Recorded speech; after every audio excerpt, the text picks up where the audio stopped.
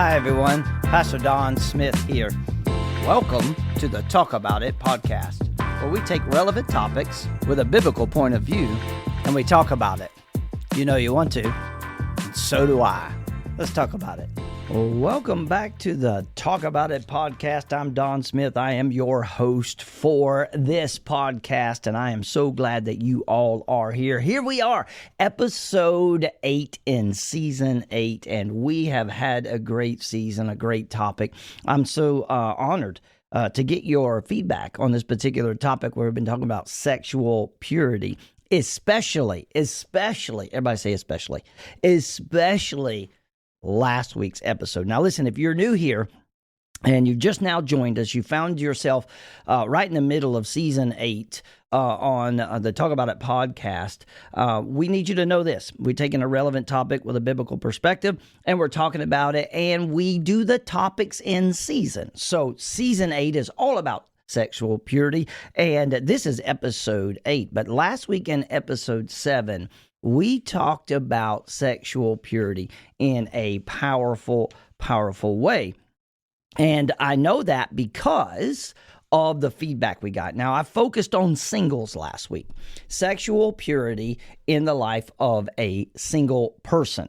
And wow, I really did not expect to get that much feedback. I didn't expect to get that much that many downloads on the podcast. So thank you. Thank you so much. Somebody somewhere got a hold of it, and wow, did it take off. And that means it's a relevant topic because people want to hear about it. Now, I'm not going to apologize about my biblical perspective because that's what I do. I'm a pastor.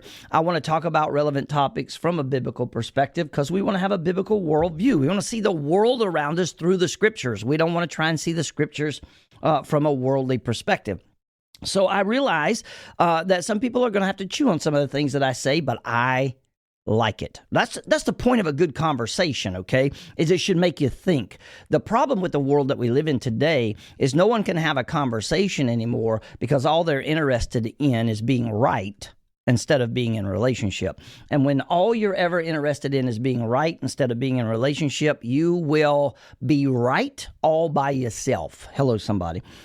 So I like conversations, even conversations that maybe I disagree with, but at least they make me think. And now I have an ability to understand a person in a unique way that I didn't before.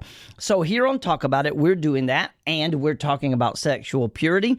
And now you got a little perspective, I think, and it's going to be good. Now this week, here's what I want to do, okay? For all of you who know how we do this, my longtime listeners, my monthly supporters, thank you so much for supporting. And maybe you can pray about it. If you're not a monthly supporter, you can just hit support the podcast right there in your show notes. Make sure you take advantage of everything that's in the show notes, by the way.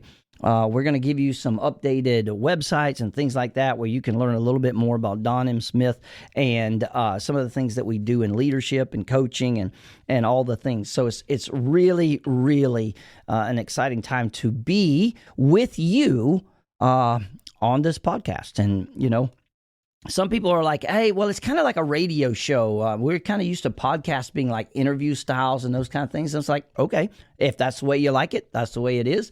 But that's what we do here. We're just taking this conversation.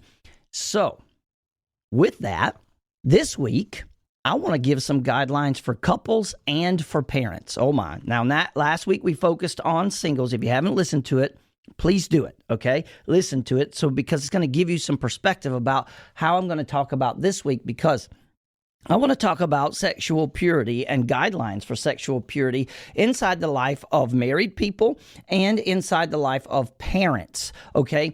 And you might think, well, that's kind of odd, but it's not. Hang on with me, okay? Because too many marriages have been destroyed when casual relationships in their lives, maybe it's at work, maybe it's at school, even at church, turn into infatuation. Oh boy, here we go. Pastor Don's going to hit you today because it's good. Married people, listen to me. Married people, listen to me. I've been doing this a long time, okay? I've been in the ministry since, 1996. We've been preaching, leading churches since 1998. I've been doing counseling. Listen, it's been a long time, okay? And I just want to give you words of experience. Too many marriages have been destroyed when casual relationships, whether they're at work, whether they're at school, even at church, turn into infatuation. What do you mean by that, Pastor Don? Well, I'm glad you asked. See, when you talk to people, it should be about the good things of your spouse and your kids. Notice your conversations with your coworkers about their spouses at work. Pay attention to that this coming week. Most of it's pretty negative. Hello, somebody. Not all of it, but most of it's pretty negative, right? And then what you do is you wind up going to work, and because that's an outlet to have a complaint fest about the person you're married to, and it's no wonder you're not happy then when you go home, because what you've done is you found some place to have some confirmation bias in your heart about a grievance that you got at home because somebody else got the same grievance at their house. Hello, somebody. Be careful what you think and what you say with your eyes and your body language with these casual relationships. Even if you're not struggling, you never know what the other person is thinking. Listen, you got to defend your marriage. And the problem is no one's giving married people guidelines for sexual purity because we think, well, now they're married, they're allowed. Hello, somebody. Come on, listen to me talk about it. But there's guidelines inside of all things that God has created beautiful. And the moment that we step outside of the guidelines of something that God has created beautiful, and God created sex between a husband and a wife, a man and a woman married in the covenant of God as a beautiful thing. But when we step outside of the guidelines of those things, we take whatever God created beautiful and make it ugly. And too many marriages have been destroyed this way. You need to begin to tell yourself, this could be an attraction that threatens all that I hold dear. I'm talking to you, talk about it. You don't need to be paranoid, but you do need to be alert. You got to cut through Satan's smoke screen before the smoke screen is so thick that you choke on it. Oh, y'all gonna get that in a little bit. My encouragement for married people is you got to run from the lie before it gets a claw in your throat. We need an early detection system as a husband and a wife to spot the danger of sexual impurity in our lives. Why? Because a relationship can be inappropriate long before it becomes sexual. I'm going to say it again. I'm going to say it again because I want you to hear it. A relationship can be inappropriate long before it becomes sexual. All right, Pastor Don, you get it. You hit us hard. You went right after us today. Well, it's just a continuation of last week's conversation. It's almost like we just hit pause. We didn't really stop. But when I'm talking to couples right now, I want you to learn to cultivate and guard your marriage when it comes to sexual purity. Why? Because all adultery begins with deception. Let me say it again. All adultery begins with deception. And the most deception happens in our life with innocent secrets. Let me say, most deceptions happen in our life with innocent secrets. Oh, my husband doesn't need to know that. Or my wife doesn't really need to know about this. Innocent secrets. And you say, okay, Pastor Don, well, how do I cultivate my marriage? All right, great. Here we go. I want you to watch for red flags of discontentment. When you're feeling discontent with your spouse, that's a red flag. And you should have a conversation with each other about it. You should have a conversation with mentors about it and learn what's going on in your own heart. The next thing I want you to do is I want you to watch for real diminishing sexual desire in your relationship as husband and wife. Let me say it again. I'm gonna say this real slow. I want you to watch for real diminishing sexual desire in your marital relationship. That's a red flag. And you should talk about it. Hello, talk about it. You should talk about it with each other because it's a real thing. Okay, it's something that is happening. It's not pretend, okay, and it's not something that just one of you is experiencing. Because you're married, if one of you is experiencing it, both of you are experiencing, and it can create an incredible amount of frustration on both sides in different directions. And then you wonder why you're going in separate directions. The next thing I want you to do is I want you to talk openly, work through it, even if it's painful. Okay? Be sensitive to your spouse's sexual needs. Remember, marriage involves sexual responsibility. 1 Corinthians chapter 7, verse 5 says, do not deprive one another. It's right there in the Bible. I don't have a trick Bible. I got Bibles with lots of different translations, but I don't have a trick Bible. In 1 Corinthians chapter 7, Paul writes to married people, and he says, do not deprive one another. And so you got to get in this place where what happens to husbands and wives is we get into this relationship with each other, and all of a sudden our sexual life takes on the idea of reward or punishment. Oh, Pastor Don, I don't know how long I'm going to talk today. This might be a long episode. If so, you can just put pause and come back to it. But this is the true thing that happens. A lot of times in married relationships, husband and wife, sex becomes something of a reward or a punishment. And any time our sexual relationship as a husband and wife takes on that idea, we are destined for trouble. It should never be about those two things. It should always be about servanthood. Oh my. Wait, Pastor Don, you talking about having sex with my spouse should be about servanthood? Absolutely, 100%. And you should serve each other a lot. Oh, yeah, some of y'all going to need to pull over to the side of the road just a minute, and you need to think about that statement. Don't be afraid to serve one another. What if sex inside of marriage has nothing to do with your mood, and it had everything to do with serving one another? Oh, I want you to think. That's what conversations do. And you know what? If you communicate honestly about this as a husband and wife, then you'll never wind up harboring resentment towards each other about it. Because the wife often thinks, well, that's all he wants. That's all he thinks about. That's not true.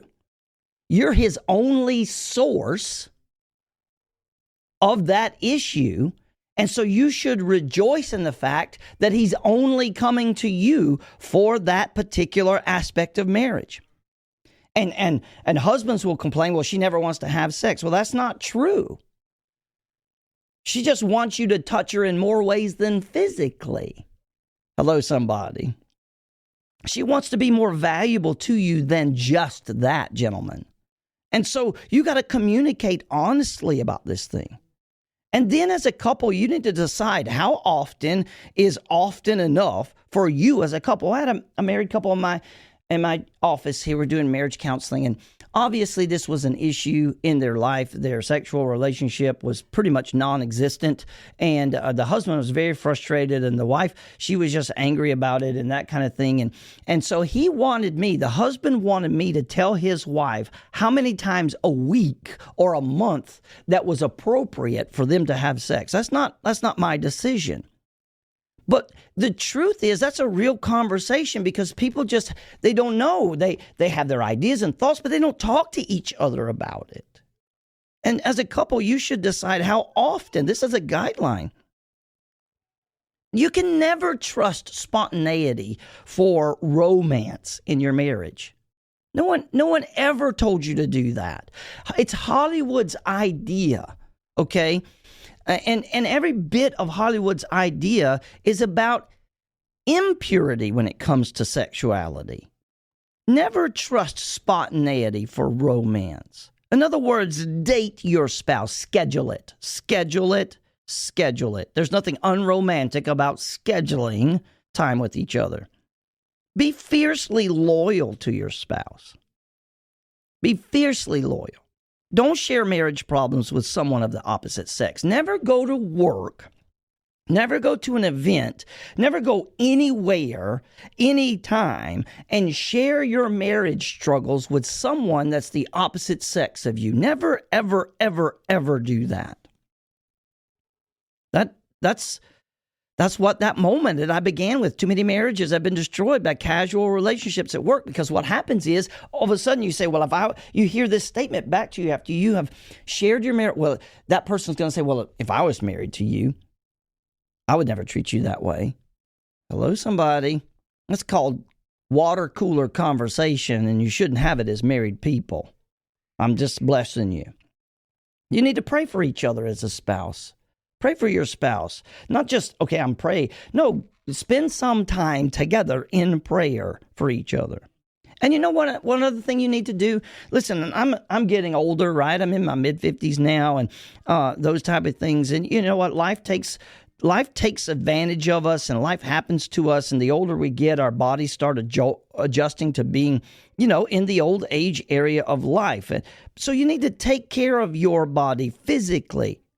There is nothing wrong with being attractive for your spouse. Nothing. Take care of your body, right? Watch what you eat. Get some exercise. Why? Because you want to be attractive to the person that you want to be attracted to you. So take care of your body. Think about that sometimes. Look at it as servanthood.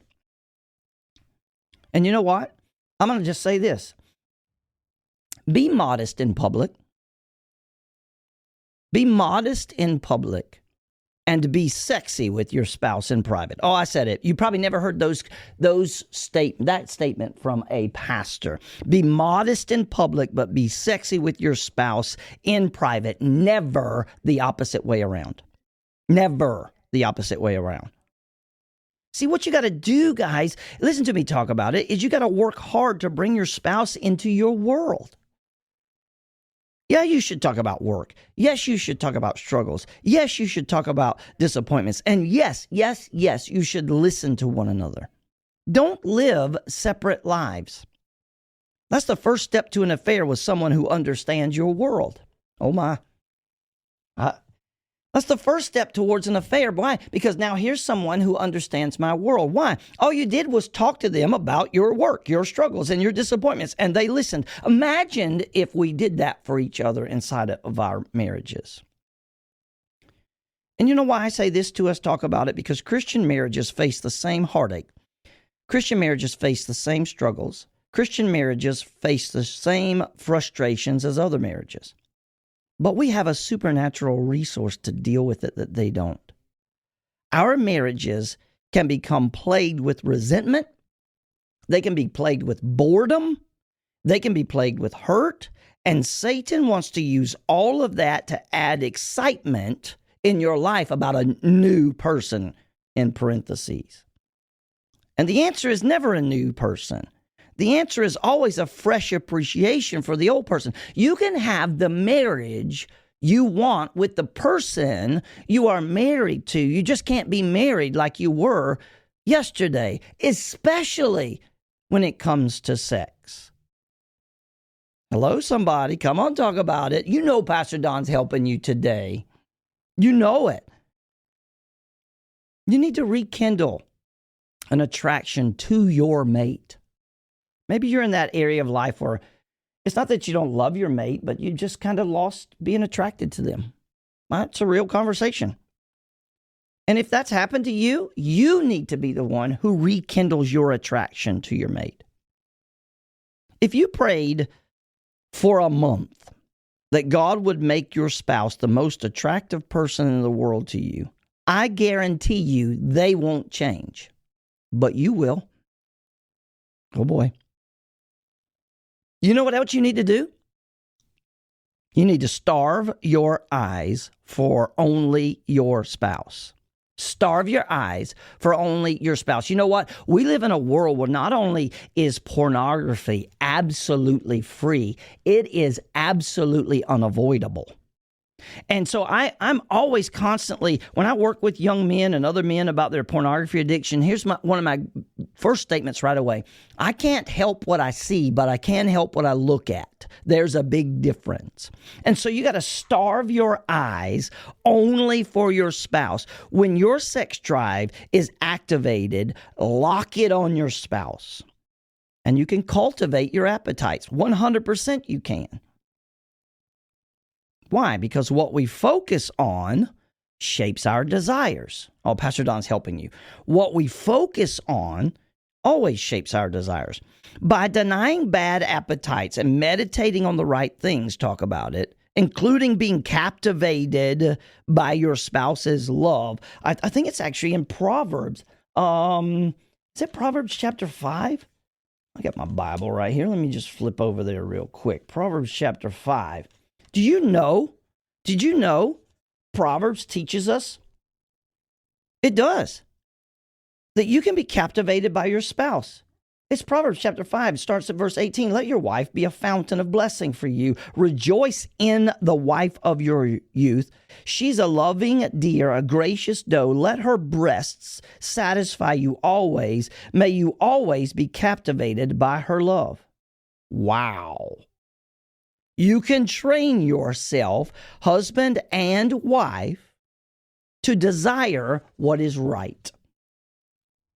Hello, somebody. I'm helping you. I know, listen, there's some people right now that I know aren't going to listen to this message because they think they know better, but they really need to.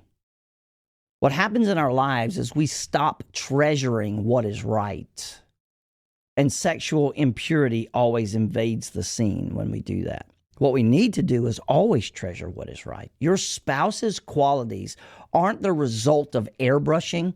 They aren't the result of camera angles. They aren't the result of cosmetic surgery. And they aren't the result of starvation diets. All of those things, okay?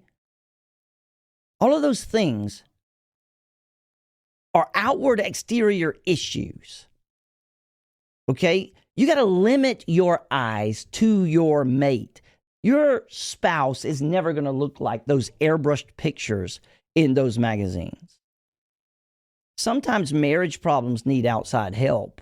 And if your marriage is in that place right now, and this is an issue right now and you're struggling with, you need to get help, and you need to get help now.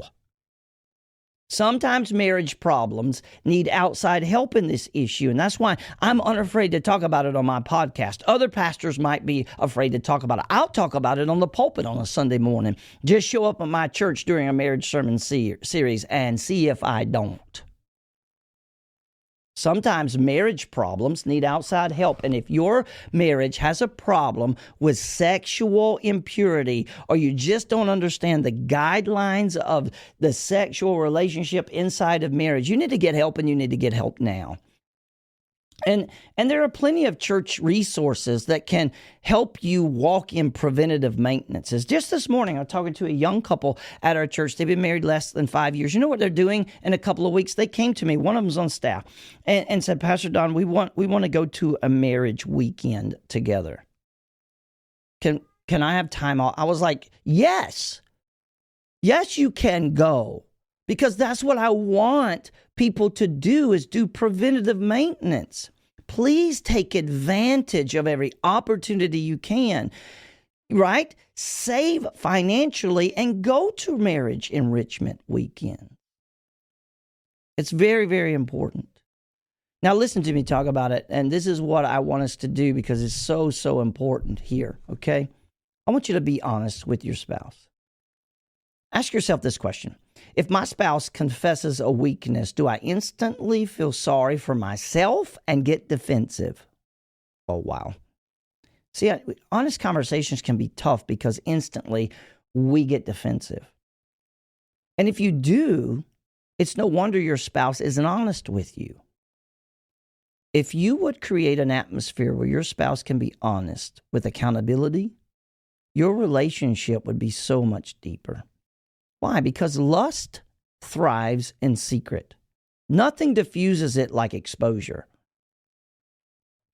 Amen. Or oh me. Can I say this, especially in this area of sexual impurity, guidelines for married people? You're only as sick as your deepest secret. Your marriage is only as sick as your deepest secret. My. Honest communication with my wife has made us allies, not enemies. I'm not going to lie to you and tell you that it isn't painful. Okay, sometimes honesty is incredibly painful. But what I can tell you is that because we're adults, our honesty has allowed us to grow. I hope you take that for what it's worth.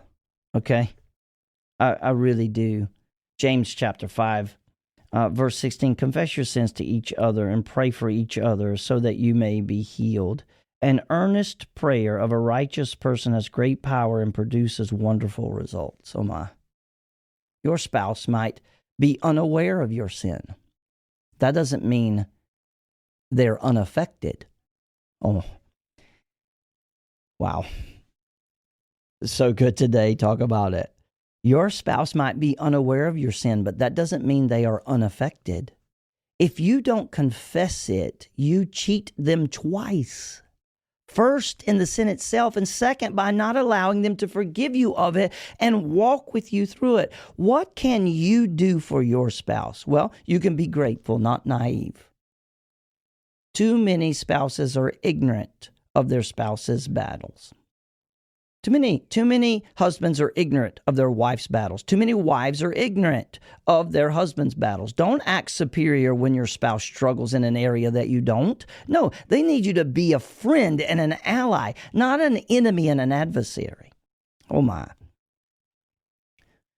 Come on, married people. There are some guidelines, and these are going to bless you. I hope you listen to this podcast 1,000 times. It's easy to do. All you got to do is download it, then it's ready to play anytime you want to listen to it.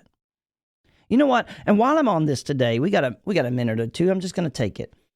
If you're married people, husband and wife, chances are your parents as well. Okay? So let's talk about raising pure children for a moment. Sometimes children may fail to listen to us, but rarely do they fail to imitate us. Oh my. There's too many heavies on this podcast this week. You're going to have to listen to it again. You know what I'm saying? All right, parents, let's just switch from husband-wife couples. Let's switch to the parent mode now and talk a little bit more about sexual purity. Sometimes children may fail to listen to us, but they rarely fail to imitate us. The greatest legacy we can give our children is to show them a loving, affectionate, and pure marriage. Let your children see you flirt with each other as dad and mom. I'm not saying inappropriate things. I'm saying it's okay for them to see that you love each other, you enjoy each other, and that affection in that way is designed to be pure and holy inside of marriage. Train children to choose wisdom, not foolishness. And you do that by your actions. Train them in choice and consequence. Train them in wisdom and foolishness. Teach them to love righteousness and hate sin. I think that's Proverbs chapter 9. Let me see.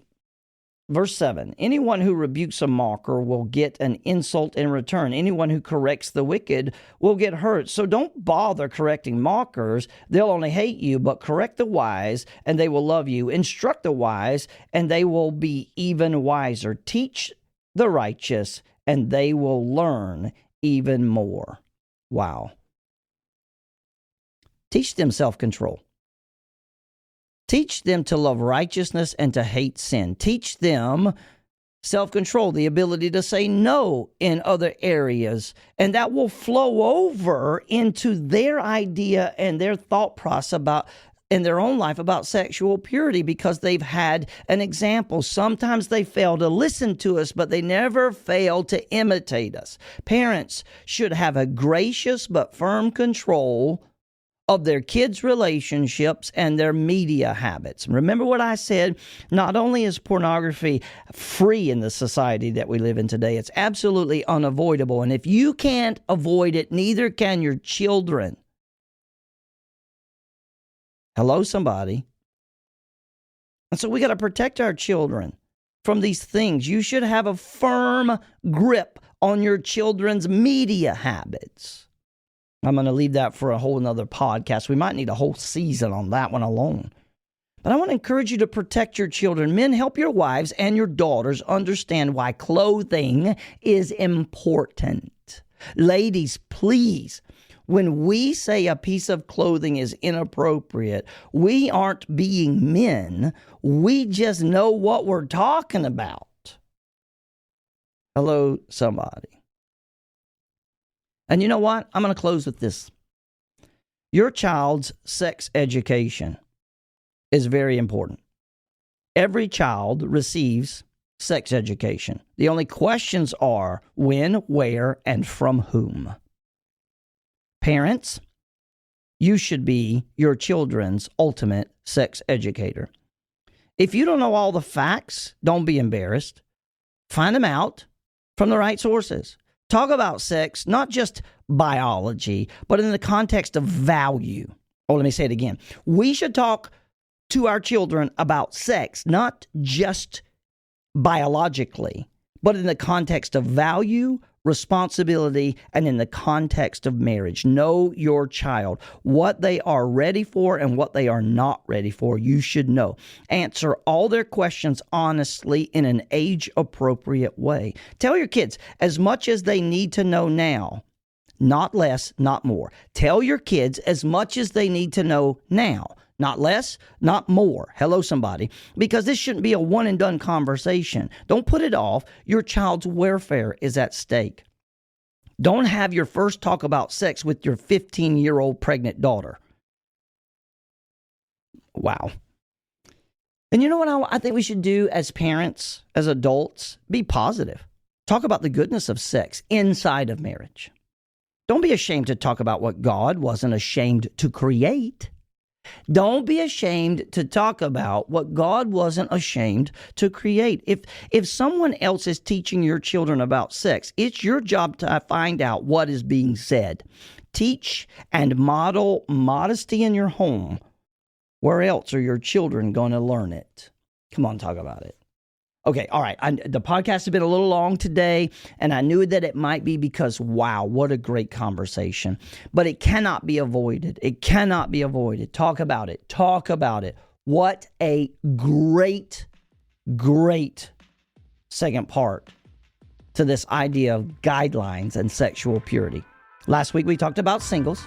Okay, if you didn't hear that, you should go back and listen to it. This week, we talked about couples and we talked about parents, right? It's going to be so good. Will you do me a favor? You, as well as I, know this to be true. There are people who need to hear this conversation, but aren't going to hear it because of what the world is sharing with them. Will you just download this episode, share the link, send it to some people and say, please listen, please listen. Because what we want to do with the podcast is we just don't want... we just don't want a bunch of listeners. We want to help people. That's why we're having good conversation, okay? And we need your help to do that. And it's obvious from last week's episode that this is a very, very sought-after conversation because it's not being had like it should be had. And I hope today's been a blessing for you. I know there's some tough things in there, and I just encourage you, listen to it again. Maybe you don't get all of it the first time around. I usually don't. But over and over and over again, God drops it in my spirit and I begin to grow and learn from it. There's a lot of things that are happening, amen, in the world we live in, but we shouldn't struggle with sexual impurity. It destroys everybody. Anytime we take what God created as beautiful and allow it to be impure, we make it ugly. And that's not God's desire for us. Even now, I know couples who are struggling because of sexual impurity and they're inside of their marriage. And it's heartbreaking. It doesn't have to be. So help us. Listen to me talk about it. I love you. I love you so much. And I'm so thankful for each and every one of you. Like, share, subscribe, support the podcast, will you? Think about it. $3 a month. That's all I'm asking for. Help me get the podcast out. I appreciate you so much. Next week, we're going to be back and we're going to talk about what it looks like to move forward in this conversation. I love you. But remember, as much as I love you, Jesus loves you more. I'll see you next week.